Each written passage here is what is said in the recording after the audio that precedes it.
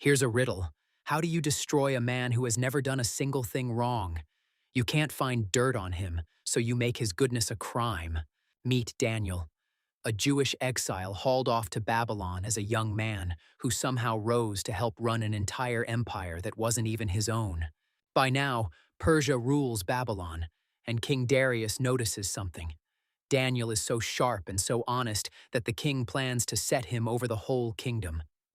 The other officials, the satraps, hear about this and turn green with envy. A foreign exile promoted above all of them? They decide Daniel has to go. So they launch an investigation. They comb through his records, his deals, and his taxes, hunting for one single scrap of corruption they can use.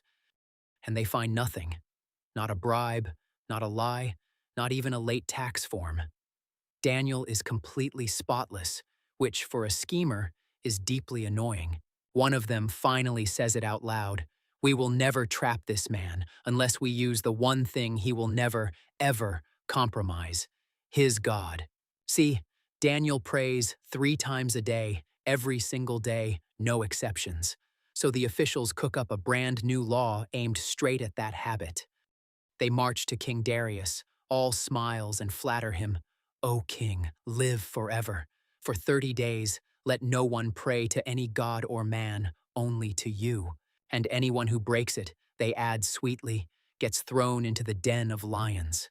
Darius, thoroughly flattered, does not smell the trap at all. He signs it into the law of the Medes and Persians, which, by their own rule, can never be changed or repealed, not even by the king himself. The trap is set. Daniel hears the news that praying is now officially a death sentence, and here is exactly what he decides to do about it. He goes home, opens his window toward Jerusalem, kneels down, and prays exactly like he always has. He doesn't hide. He doesn't even close the curtains. The officials are practically crouching in the bushes outside, waiting. The moment Daniel bows his head, they have their evidence. Gotcha, they whisper, but they are clever.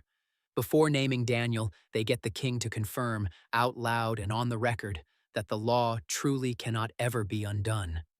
The king says yes, of course, a law is a law, and that is when they spring it. That exiled Daniel ignores you and prays 3 times a day. Darius's stomach drops. He realizes he has been played like a fiddle. His favorite advisor is now condemned to death by a law he signed himself. He spends the whole day desperately hunting for a loophole, any way at all, to save Daniel. But the law of the Medes and Persians has no undo button. The officials return at sunset and press him. Remember, O king, the law cannot change. The most powerful man in the world is trapped by his own signature. So, heartbroken, Darius gives the order. Daniel is led to the den, and the king says something strange for a Persian. May your God, whom you serve, rescue you. Daniel is lowered into the pit. A massive stone is rolled over the mouth, and the king seals it with his own signet ring so that no one can cheat. Then Darius goes home and has, officially, the worst night of his life. No dinner, no music, no sleep, just fasting and pacing until dawn. Meanwhile, down in the dark, Daniel is sitting in a pit full of very large, very hungry lions, and absolutely nothing is happening. At the very first crack of dawn, the king sprints, actually sprints to the den, still in his royal robes, and shouts down into the hole. Daniel, servant of the living God, was your God able to rescue you from the lions? And he holds his breath, terrified of the silence.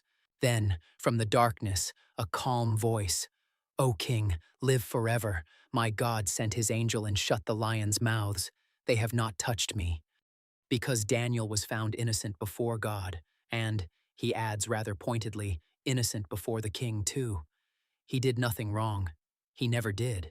The king is overjoyed. They haul Daniel up out of the pit and check him over. Not a scratch, not a bite, not a single wound anywhere. The Bible says it plainly. No harm at all was found on him because he trusted in his God. The lions had basically turned into a warm blanket. But this story has a twist ending. Remember the men who built this whole trap? Well, the king remembers them too, and he is not in a forgiving mood. He orders the accusers thrown into the very same den. And here is the detail the kids' picture books very quietly leave out entirely. Before they even hit the floor of the pit, the lions pounce and overpower them completely, instantly, not so much as a moment of hesitation, which tells you something important. Those lions were never tame at all. They were starving. The den was always deadly. God simply held it shut for one innocent man. The real predators, it turns out, were never the lions. They were the smiling men who weaponized a good king's pride to murder an honest man. So King Darius writes a brand new decree to every nation: tremble before the God of Daniel, the living God whose kingdom will never, ever end. And Daniel? He just keeps on prospering, through Darius's reign and into the next. The exile quietly outlasts the very empire that tried to bury him. But if you are reading the Orthodox Bible, the lions are not quite done with Daniel yet, because there is a second den, and honestly, it is even stranger. In a book called Bel and the Dragon, Daniel exposes some phony idols and takes down a giant serpent the Babylonians had been worshipping as a living god. The furious crowd mobs the king and demands Daniel's head. So, once again, our spotless hero gets tossed straight into a lion's den. But this time, there are 7 lions, and they are deliberately starved. Daniel is left down there for 6 long days with no food at all. Now cut to Judea, hundreds of miles away. A prophet named Habakkuk is happily cooking a big pot of stew for the workers out in his field. Suddenly, an angel appears and says, "Take that lunch to Daniel. He is in the lion's den over in Babylon." Habakkuk just blinks. "I have never even seen Babylon," he protests, "and I definitely do not know where any lion's den is." Which is, honestly, a completely fair point. So the angel does not wait for directions.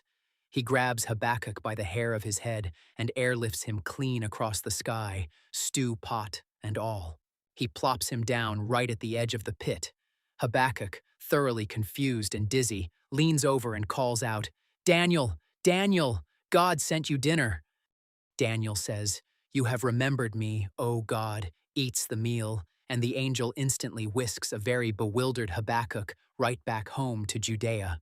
On the 7th day, the king comes to mourn Daniel and finds him sitting there, perfectly fine, surrounded by 7 cuddly, remarkably well-behaved lions.